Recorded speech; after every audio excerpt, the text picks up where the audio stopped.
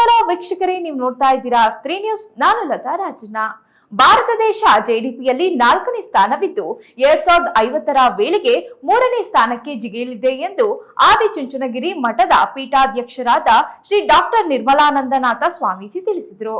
ಇನ್ನು ಗುಬ್ಬಿ ತಾಲೂಕಿನ ಕೆಜಿ ಟೆಂಪಲ್ನಲ್ಲಿ ಕಾಳಿಕಾಂಟೇಶ್ವರ ಪತ್ತಿನ ಸಹಕಾರ ಸಂಘ ಉದ್ಘಾಟಿಸಿ ಮಾತನಾಡಿದ ಅವರು, ಗ್ರಾಮಾಂತರ ಭಾಗದಲ್ಲಿ ಸಹಕಾರ ಸಂಘ ರಚನೆ ಗ್ರಾಮೀಣ ರೈತರ ಆರ್ಥಿಕ ಸಬಲತೆಗೆ ಕಾರಣವಾಗಲಿದೆ.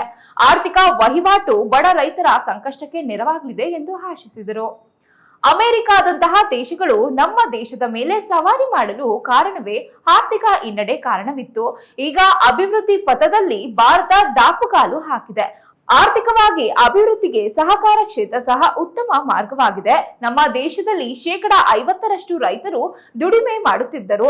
ಅವರ ಆರ್ಥಿಕತೆಯ ಪ್ರಮಾಣ ಮಾತ್ರ 18% ಮಾತ್ರ ಇತ್ತು.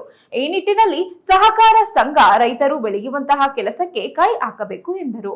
ತಾವೇ ಬೆಳೆದ ಬೆಳೆಗಳನ್ನ ಬಳಸಿಕೊಂಡು ಉಪ ಉತ್ಪನ್ನಗಳನ್ನ ತಯಾರಿಸುವಂತಹ ಕೆಲಸಗಳು ನಡೆಯಬೇಕಿದೆ. ಇನ್ನು ರೈತರು ಈ ದೇಶದ ಬೆನ್ನೆಲುಬಾಗಿದ್ದು ಯಾವುದೇ ಕಾರಣಕ್ಕೂ ತಮ್ಮ ಭೂಮಿಯನ್ನ ಮಾರಾಟ ಮಾಡುವಂತಹ ತಪ್ಪನ್ನು ಯಾರು ಮಾಡಬೇಡಿ. ರೈತರು ಕಷ್ಟಪಟ್ಟು ದುಡಿಯುತ್ತಿದ್ದು ಅದನ್ನ ಉಳಿಸಿಕೊಳ್ಳುವ ಕೆಲಸವನ್ನ ಸಹ ಮಾಡಬೇಕಾಗಿದೆ. ಗ್ರಾಮಾಂತರದಲ್ಲಿ ಇರುವಂತಹ ಜನರು ತಮ್ಮ ಆರೋಗ್ಯವನ್ನ ಕಾಪಾಡಿಕೊಳ್ಳುವಂತಹ ಕೆಲಸವನ್ನ ಸಹ ಮಾಡಬೇಕು ಎಂದು ತಿಳಿಸಿದ್ರು. ಸೊ ಇದಾಗಿತ್ತು ಇವತ್ತಿನ ಅಪ್ಡೇಟ್. ಇಂತಹ ಮತ್ತಷ್ಟು ವಿಷಯಗಳಿಗಾಗಿ ನೋಡ್ತಾ ಇರಿ ಜಿಲ್ಲಾ ವರದಿಗಾರರು MN ಮೋಹನ್ ಜೊತೆ ಸ್ಪೆಷಲ್ ಬ್ಯೂರೋ ಸ್ತ್ರೀ ನ್ಯೂಸ್.